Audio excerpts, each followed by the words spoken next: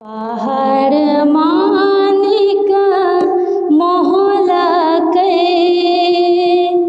यो पहाड़ मोहलनेक पहाड़ मानिक मोहलकै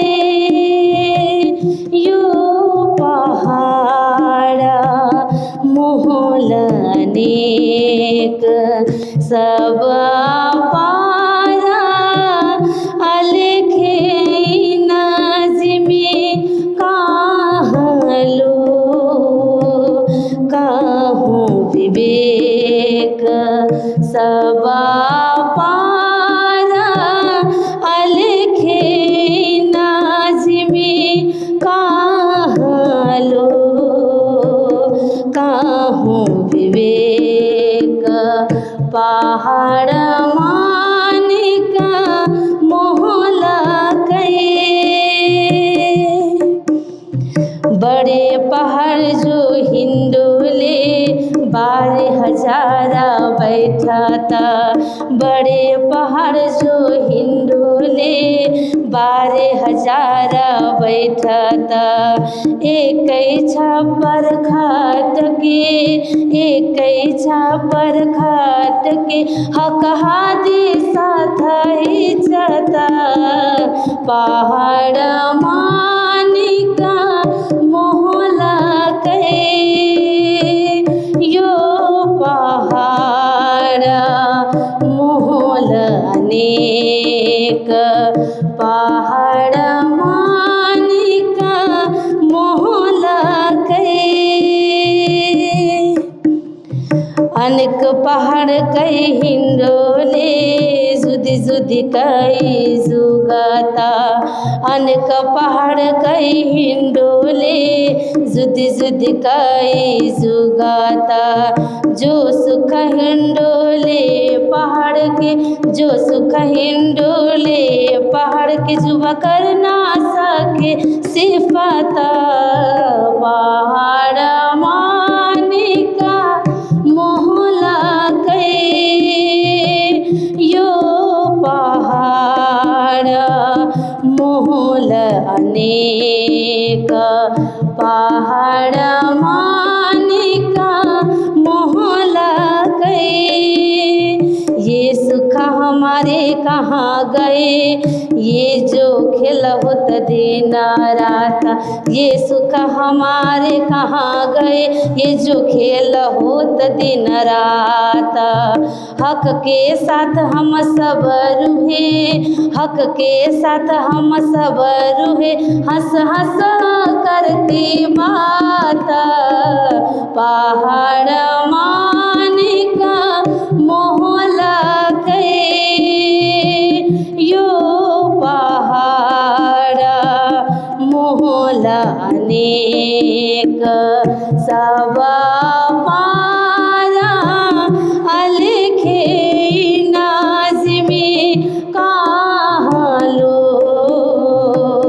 कहूँ विवेक सब पारा अलखे नज़्मे कहलो कहूँ विवेक पहाड़ मानिक मोहलकै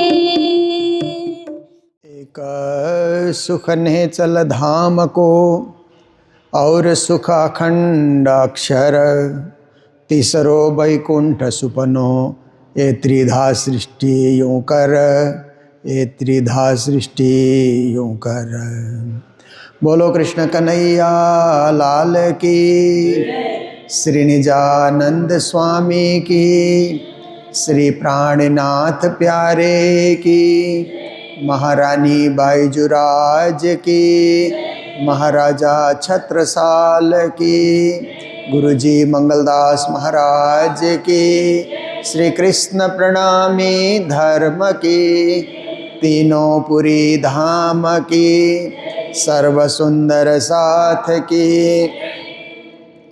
कृपा है कई विध की प्रणाम।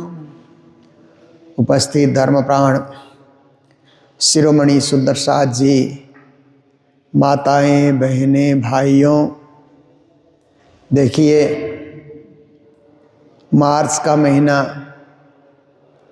पहली तारीख, अब धीरे धीरे और जगह ठंडी भाग रही है। ठंडी का मौसम जो है निकल रहा है, पर पहाड़ी प्रदेश में पूरा मार्च तक भी ठंडा रहता ही रहता है। तो यहाँ गर्मी कम पड़ती है, ठंडा ज़्यादा रहता है। और मैदानी इलाके में क्या होता है कि वहाँ पर गर्मी ज़्यादा होती है, ठंडी 1-2 महीने ही पड़ती है। तो हम लोग कालिम्पोंग में बैठ कर के ठंडी का भी स्वाद लेते हैं और राज्य की भक्ति करने का भी स्वाद लेते हैं। जैसा भी मौसम हो, राज्य ने जैसे रचा है उसका आनंद लेना चाहिए और उसमें खुशियाँ मनाना चाहिए। तो धीरे धीरे हम लोग आज से ही होली में प्रवेश कर रहे हैं। होली महामहोत्सव विश्व भर में हिंदू समाज जो मनाता है, सनातन परंपरा से, प्राचीन सत्य युग से होली परंपरा चली और अब भी चल रही है। हम लोग भी वार्षिक मेले के रूप में होली का पावन पर्व धूमधाम से मनाते हैं। तो ये कार्य भी हमारे बीच उपस्थित हो रहा है। सब परमात्मा की कृपा। देखिए, दया, कृपा, करुणा, अनुकंपा, ये कुछ शब्द ऐसे हैं जिनकी जीने के लिए हमें ज़रूरत पड़ती है। हमें दया चाहिए। देखिए, बच्चा जन्म लेता है तो माँ की दया तो चाहिए चाहिए। और परमात्मा ने ऐसी सृष्टि रची है कि बच्चा जन्म होते ही माँ के हृदय में दया भाव प्रकट खुद ब खुद होता है। दूसरे बच्चों को देख करके नहीं होता, भले ही वो रो रहा है, कष्ट पा रहा है, परंतु माँ का हृदय दूसरे बच्चों को देख करके इतना नहीं पिघलता। अपने बच्चों के साथ कुछ नहीं होना चाहिए, बाकी तो कुछ भी जन्म लेते रहें, मरते रहें, दुनिया की रीत है। पर हमारे बच्चों के साथ दया, करुणा बना रहे, ये मातृभाव। आप देखिए, जानवरों में भी बच्चे पैदा होते हैं तो जो बच्चा जन्म देने वाली माँ होती है किसी भी जानवर की, बच्चों से बड़ा जुड़ाव रहता है। अब आप देखिए कि जो मांसाहारी प्राणी हैं, दूसरे के बच्चे को मार करके अपने बच्चे को खिलाते हैं। तो देखिए, क्योंकि उनमें ज्ञान नहीं है, वो केवल खा पी रहे हैं, विचरण कर रहे हैं, संतान को जन्म दे रहे हैं, पर उनको दया क्या चीज़ है मांसाहारी प्राणी को नहीं पता है कि दया किसको कहा जाता है। शाकाहारी प्राणी को कुछ पता होता है कि दया क्या है, इसीलिए शाकाहारी प्राणी जो होती है जल्दी से किसी को चोट नहीं पहुंचाते हैं। और आप देखिए, मनुष्य में भी आप देखिए कि जो आतंकवादी लोग हैं उनमें दया नहीं होती है। बाकी एक मनुष्य प्रवृत्ति, मानवता सब में होती है और दया करते ही करते हैं। हम दया करते हैं किसको? ज़रूरतमंदों को हम दया करते हैं, भिखारियों पे हम दया करते हैं, बूढ़ों पे हम दया करते हैं। ये हमारी प्रवृत्ति होती है और ये हमारी नीति होती है। तो दया हर क्षेत्र में आप कहीं भी कर सकते हैं। भूखे को आहार करा दीजिए, कोई नंगा है उसको कपड़ा दीजिए, कोई कांप रहा है तो उसको एक कंबल दीजिए, कुछ भी दया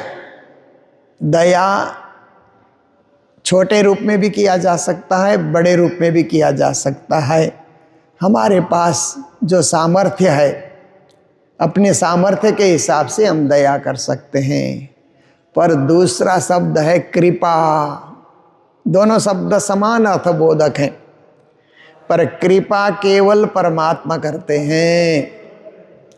और कभी कभी कृपा शब्द को दया भी कहा जाता है। श्री प्राणनाथ जी ने एक दया सागर का प्रकरण उन्होंने कलश में रखा है। कृपा को दया भी कहा जाता है, पर एक कृपा शब्द परमात्मा के लिए विशेष प्रयोग होता है और वो कृपा बरसाते हैं। तो आप देखिए, फिर गुरुजन भी कृपा बरसाते हैं। और आप देखिए, एक शब्द है करुणा। हृदय पिघल जाना, किसी की स्थिति देख करके हृदय द्रवित हो जाना, हृदय पिघल जाना, उसको करुणा कहा जाता है। और देख सुदामा की दीन दशा, करुणा करके करुणा निधि रोए, पानी पर हाथ को हाथ छुयो नहीं, निज नैन सो नौ प्रभु पगद होए। ऐसे एक दोहा आपने सुनी होगी कि सुदामा की दीन दशा को देख करके करुणा निधि श्री कृष्ण में करुणा छा गई, दिल से पिघल गए श्री कृष्ण। और पानी और परात धोने के लिए परात चाहिए ना, पाँव धोने के लिए, और पानी भी चाहिए। पर कभी कहता है कि प्रभु ने परात का भी ख्याल नहीं किया, पानी का भी ख्याल नहीं किया, निज नैनन सो प्रभु पग का धोए। श्री कृष्ण ने अपने आँखों के आंसू से सुदामा के पग धोए, सुदामा के पाँव धोए। ऐसी चौपाई किसी कवि ने रचना की है, बहुत ही मार्मिक चौपाई है। तो करुणा करके करुणा निधि रोए, तो यहाँ करुणा शब्द है ना, परमात्मा जो दया बरसाते हैं उसको विशेष करके करुणा कहा जाता है।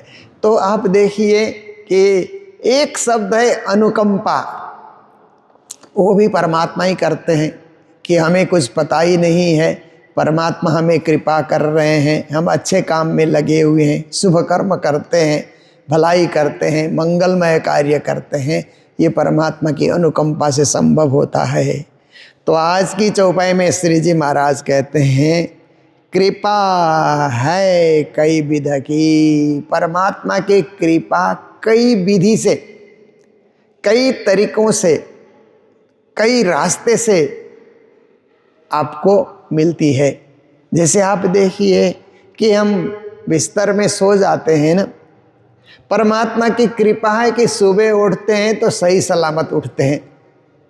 नहीं तो कितने लोगों को आपने देखा होगा बिस्तर में सोए सुबह उठे ही नहीं। बहुतों की कहानी ऐसी हो जाती है कि सोए तो उठे ही नहीं, पर आप उठ रहे हैं तो सुबह उठते ही राज्य को प्रणाम करना चाहिए, क्योंकि आपने हमें, हम तो सो गए थे बेहोश हो करके, पर आपने हमें सही सलामत रखा। सांस लेने देने की क्रिया में आप हमें कृपा बरसाते रहे कि हम सांस लेते रहे, हृदय की धड़कन आप चलाते रहे, शरीर के उन अंग अवयवों को आपने सही सही संचालन किया। हे परमात्मा, आपकी कृपा है। ऐसा करके सुबह उठते ही बिस्तर में ही बैठ करके, बिस्तर में बैठ करके ही उनकी कृपा को याद करके उनको प्रणाम करना चाहिए। उसके लिए मैं चौपाई बताता हूँ कि सुबह सुबह ऐसे हाथ करके बिस्तर में उठ करके राज्य को याद कीजिए कि निस दिन ग्रहिए प्रेम सो श्री युगल स्वरूप के चरण, निर्मल हो ना आई सो और धाम वर्णन न। इन विध नरक से छूटिए और उपाय कोई नाई, भजन बिना सब नरक है, पच पच मरिए माए। देखिए उनकी कृपा है। फिर आप स्नान करने जाते हैं तो कभी कभी क्या होता है कि थोड़ी सी सावधानी हटी, कहते हैं ना सावधानी हटी दुर्घटना घटी, बोलते हैं ना, तो सावधानी थोड़ी हटी तो बाथरूम में ही आप फिसल जाएंगे। सावधानी से जाया जाता है ना, किसी भी बाथरूम में आप जाते हैं तो ये गीला तो नहीं है, पहले ध्यान रखना पड़ता है। और जो चप्पल बाथरूम में रखे रहते हैं ये फिसलने वाले तो नहीं है, थोड़ा सा ध्यान रखना पड़ता है, धीरे से करना पड़ता है सब काम। जल्दीबाजी में कुछ करोगे तो कहीं भी फिसल जाओगे, कुछ भी हो जाएगा। हम अच्छा से बाथरूम में नहा करके निकल रहे हैं तो नहाते समय भी राज्य को याद करें कि आपकी कृपा है। उठ के नहाइए जमुना जी कीजिए सकल श्रृंगार, साथ सन मंदी मिल के खेलिए संग भरतार। फिर मंदिर में आप आते हैं तैयार हो करके तो आओ जी बाल हमारे घेरे, सब उनकी कृपा का यश गान है। परमात्मा कृपा कर रहे हैं, हम उनकी कृपा का बखान कर रहे हैं, महिमा गा रहे हैं। हम और कुछ नहीं कर सकते, कुछ नहीं कर सकते। देखिए, किसी ने हमको कुछ दे दिया, हमारे पास उसको देने के लिए कोई वस्तु नहीं है, तो धन्यवाद तो दे सकते हैं ना। धन्यवाद है, आपने हमें याद किया, आपने हमें ये चीज़ बख्शिश किया, कोई उपहार आपने दिया। उपहार दिया तो उपहार के बदले उपहार हमको नहीं देना है, बस धन्यवाद करना है। ऐसे ही राज्य ने हमारे पर कृपा की, तो राज्य को कुछ देना नहीं है, केवल प्रणाम करना है, याद करना है और उनको प्रणाम करना है। उससे राज्य को सब कुछ मिल जाएगा। हमारी यादगिरी ही उनके लिए बड़ी बात होती है। इसलिए सब यादई में हजूर, परमात्मा हमारी यादगिरी में रहते हैं। तो यहाँ कहते हैं कि कई विध, सुबह उठने से लेकर के शाम तक कई तरह से परमात्मा कृपा कर रहे हैं।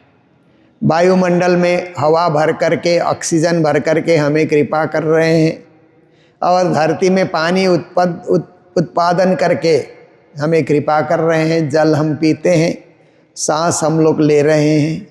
धरती में फल फूल अनाज इत्यादि उत्पन्न करके हम पे कृपा कर रहे हैं कि हम उसको खा रहे हैं और जी रहे हैं।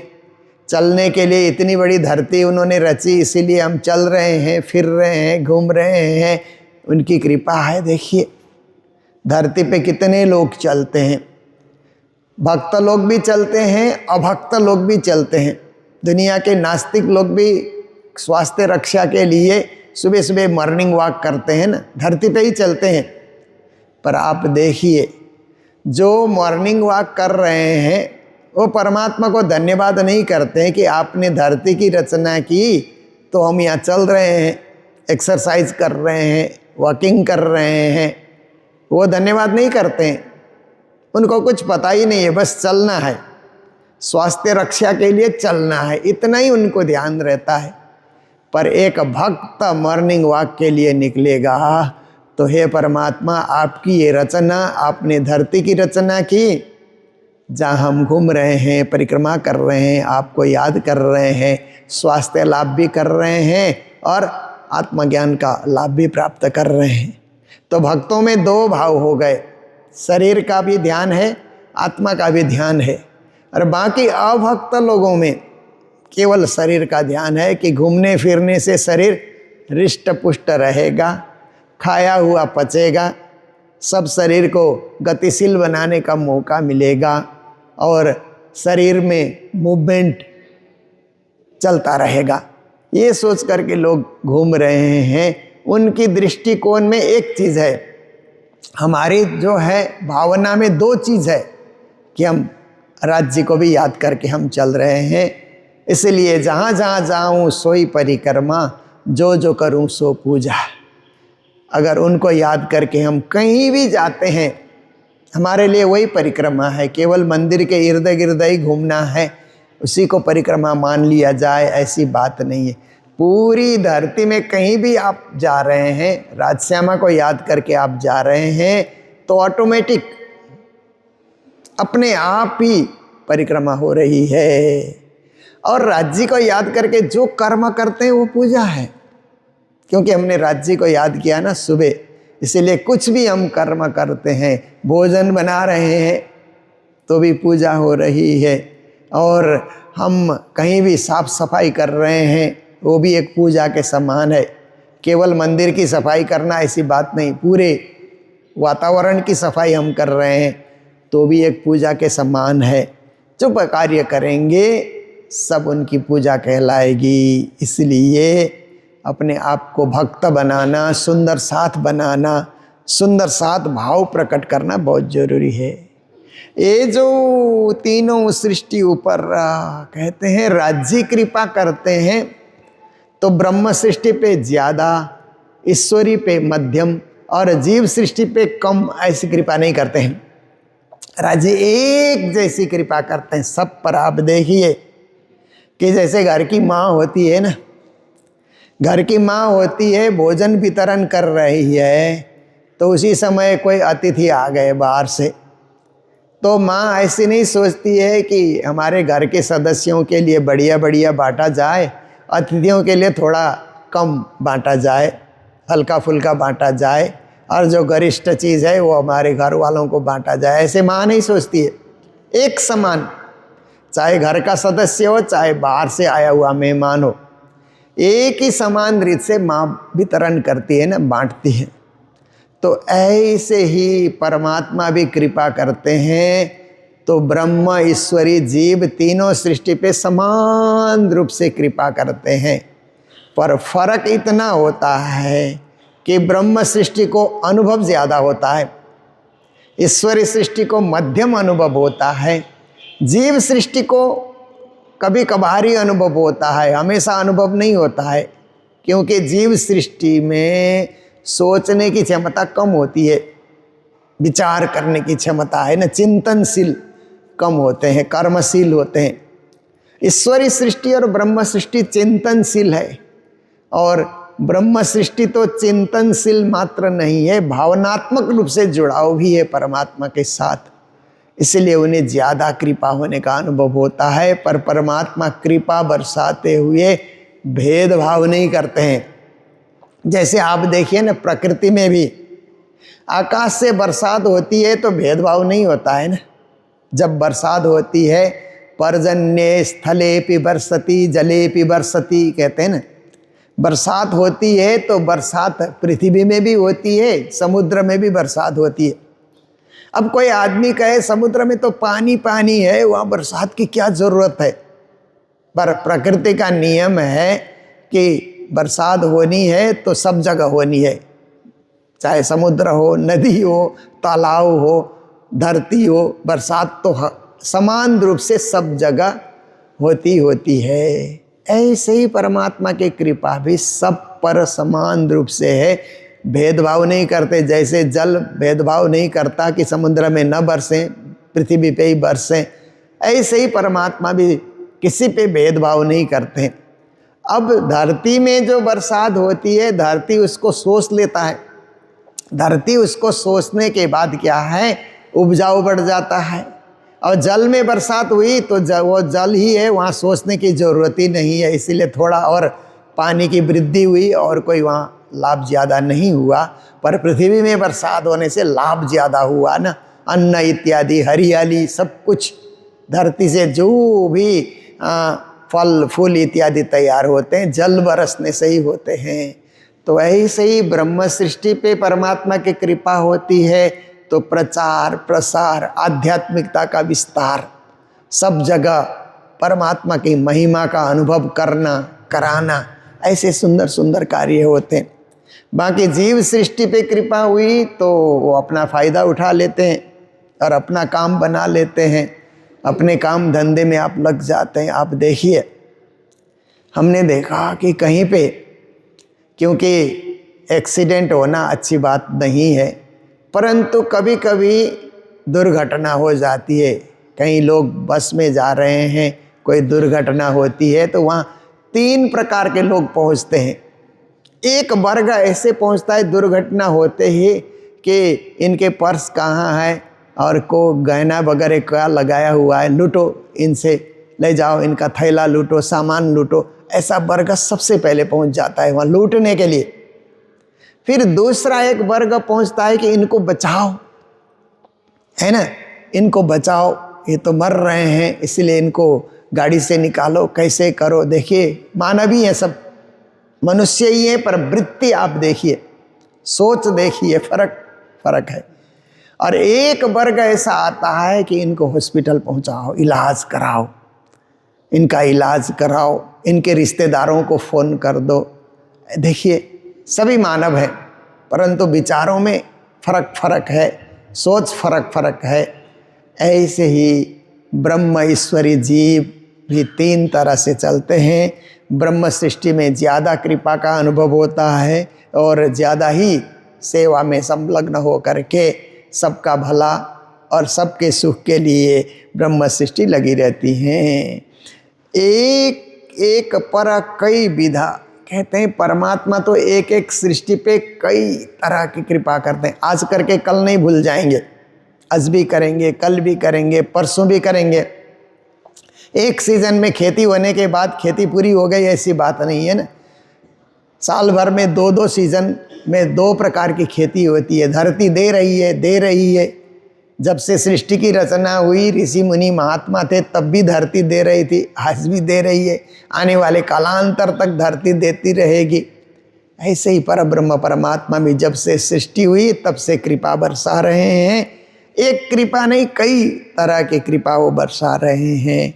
इनका बेबरा सुनो दिल धर्रा, श्री जी कहते हैं इनका भी विस्तार, इनका भी रहस्य, इनका भी वर्णन, बेबरा मतलब वर्णन हम सुना रहे हैं। आप दिल से सुनिए, इसमें हृदय जोड़ करके आप सुनिए तो आपको और विशेष अनुभव होगा।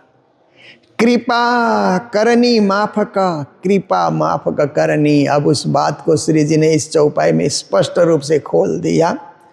कृपा होती है पर उसकी करनी के हिसाब से उसको ग्रहण करता है, अपने कर्तव्य के हिसाब से वो ग्रहण करता है।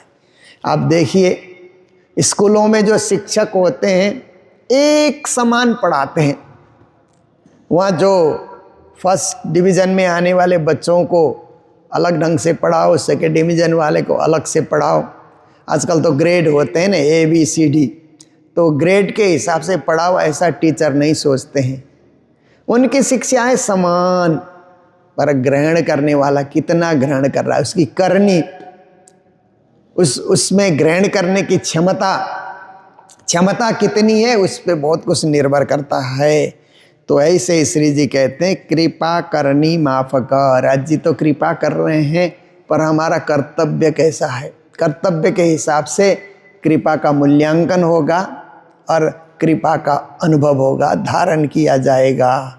इसके लिए गुरुजी उदाहरण देते थे कि सूर्य की रोशनी आती है ना, सूर्य का उजाला, प्रकाश, तो आप देखिए कि वो प्रकाश आकर के सीधा किसी आईने में वो प्रकाश टकराया तो आईने में से भी उतना ही प्रकाश निकलता है। देखिए जो प्रकाश मिला वो प्रकाश वो परावर्तन कर देता है, और वही प्रकाश पानी में गिरा, जल में वो प्रकाश गिरा, जल से भी प्रकाश निकलता है परंतु शीशे के जितना नहीं निकलता है, उससे कम निकलता है जल का प्रकाश। थोड़ा प्रकाश निकलेगा जल से पर निकलेगा जरूर। पर वही सूर्य का प्रकाश किसी दीवाल पे वो प्रकाश आकर के टकराए तो दीवाल उसका परावर्तन नहीं कर सकता है। दीवाल में आकर के प्रकाश खो गया, समाप्त हो गया। दीवाल उसको किसी को और प्रकाश नहीं दे सकता है क्योंकि वह दीवाल है, उसमें परावर्तन करने की क्षमता नहीं है। तो ऐसे ही ब्रह्म सृष्टि का हृदय शीशे के समान है। जितनी कृपा धनी से मिली उतनी कृपा सुंदर साथ को बरसा सकते हैं। ईश्वरीय सृष्टि की कृपा है तो जल में सूर्य की रोशनी आने की भांति है, और जीव सृष्टि है तो दीवाल की तरह है। कृपा तो हो रही है पर अनुभव नहीं हो रहा है, पता ही उनको नहीं लग रहा है कि कहाँ से कृपा हो रही है, करने कराने वाले कौन हैं, बस उनको पता ही नहीं है। इसलिए भक्ति से वंचित रह जाते हैं, उनसे कोई आराधना नहीं होती है। तो कृपा करनी माफक, हमारी करनी के हिसाब से कृपा होगी। कृपा माफक करनी, और कई लोग धनी की कृपा का अनुभव करके करनी को सुधार लेते हैं। जब जानकारी मिलती है, गुरुजन जानकारी देते हैं तो कई जो साधक होते हैं, जीव सृष्टि में भी कई हैं, परंतु वो भी उत्तम बनने के लिए प्रयास करते हैं तो उनका जो है आचरण बदल जाता है, जीवन शैली बदल जाती है, रंग ढंग बदल जाता है, बोलने और चलने की पद्धति बदल जाती है, क्योंकि उन्होंने अपने आप को बदलना चाहा। कुछ उन्होंने अपने जीवन में विकास की ओर अग्रसर होने का निश्चय किया है। तो कृपा होती है, करनी बदल जाती है। जैसे आप देखिए कि स्कूल का उदाहरण हम बार बार देते हैं तो एकदम फिट होने वाला उदाहरण होता है। इसके लिए हम देते हैं कि कभी कभी बच्चे पढ़ते हैं तो ध्यान से नहीं पढ़ते, पर एक बार उनको अनुभव हुआ कि ध्यान से पढ़ने से मार्क्स अच्छे आते हैं। ध्यान इधर उधर जो है बिखेरना नहीं चाहिए, ध्यान केंद्रित करके क्लास में रहने से पढ़ाई अच्छी होती है। एक बार ये विचार स्टूडेंट में आ जाए तो अच्छे नंबर से वो पास करते हैं। और अच्छे पढ़ने वाले विद्यार्थी जो होते हैं, फर्स्ट वो बेंच है ना, उसमें बैठते हैं ज़्यादा करके, क्योंकि उसमें ध्यान केंद्रित होता है। टीचर सामने है, अब फर्स्ट बेंच में बैठे हुए हैं। और कई कई विद्यार्थी होते हैं ना, वो बैक बेंचर कहते हैं ना, सबसे बैक में, सबसे पीछे में जा कर के वो बैठ जाते हैं, तो ध्यान उनका कम जाता है पढ़ाई में, क्योंकि वो शुरू से ही उन्होंने ठान लिया कि हमको पीछे बैठना है, तो हमेशा पीछे ही रहेंगे। वो किसी काम में वो आगे नहीं आ सकते। आगे आने वाले को तो आगे ही आना होगा ना, जो पीछे चल रहा है वो कब आगे होगा। इसलिए आगे चलना है तो आगे चलने की तैयारी हमारी में होनी चाहिए। तो कहते हैं कि कृपा हो जाए तो करनी को भी सुधारना जरूरी है।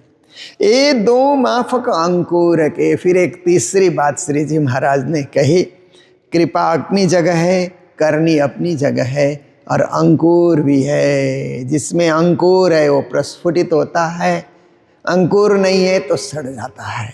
अब देखिए, गेहूँ है, चने हैं, कोई भी अनाज है, उसमें अंकुर होता है तो आप ज़मीन में डालिए तो अपने आप ही वो प्रस्फुटित हो करके उगने लग जाते हैं। अंकुर उनमें उदय होने से सब कुछ हो जाता है। अंकुर नहीं है तो सारे बीज सड़ जाते हैं।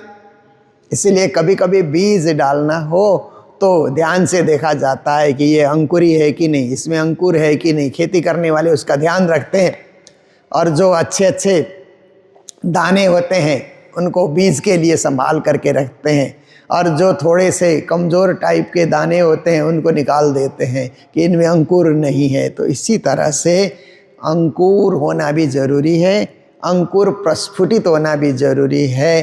पर धनी की कृपा होती है तो धनी अंकुर भी डाल देते हैं। ब्रह्म सृष्टि भी अंकुर डाल सकती है। ब्रह्म सृष्टि को भी धनी ने, राज्य ने अधिकार दिया है कि अन्य सृष्टि पे तुम अंकुर डालो। इसलिए चौपाई आती है कि ब्रह्म सृष्टि को ऐसो नूर, जो दिनिया थी बिना अंकुर, ताए नए अंकुर जो कर के ने चल देख नजर। ब्रह्म सृष्टि की ऐसी कृपा है कि जिनमें अंकुर नहीं है उसमें भी अंकुर डाल देते हैं, वो भी प्रस्फुटित होने लग जाते हैं, वो भी पल्लवित होने लग जाते हैं, वो भी पुष्पित होने लग जाते हैं। तो हम अंकुर प्राप्ति के लिए भी प्रयत्नशील हम बने। और कई कृपा जात न गिनी, धनी की तो कई कृपा है, हम गिन नहीं सकते। जैसे लहरें आवे मेहर सागर, खूबी सुख समेत, मेहर कोई हिसाब न हो एक जगह का न।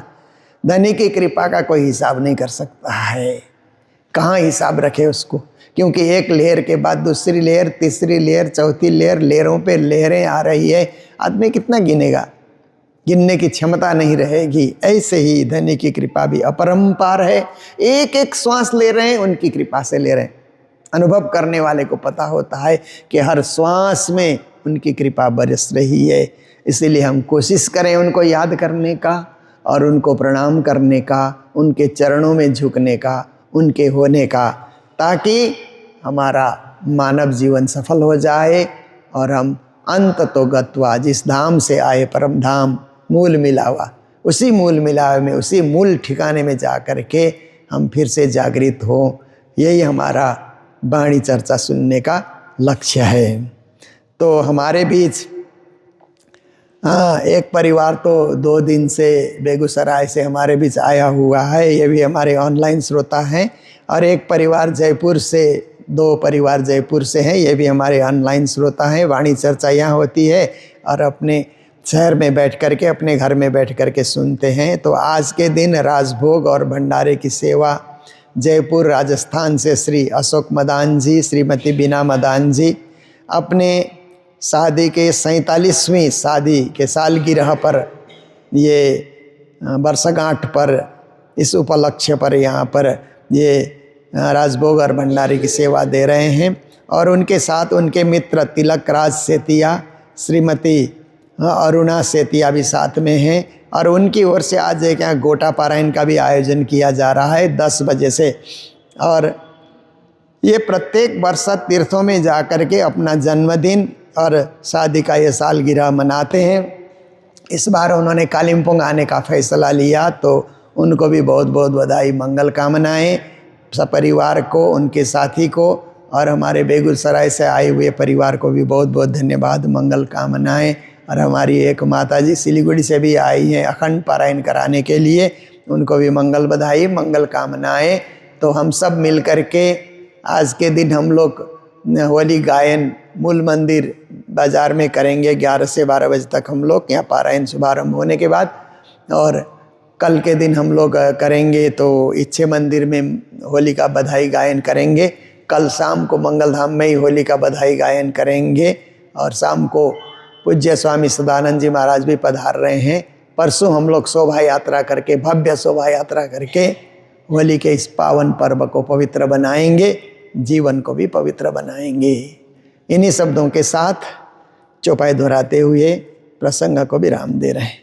बोलो सतगुरु महाराज की, श्री प्राणनाथ प्यारे की, सर्व सुंदर साथ की, कृपा करनी माफ कर, कृपा माफ करनी, ये दो माफ कर अंकुर के, कई कृपा जात नगीनी, कई कृपा जात नागिनी।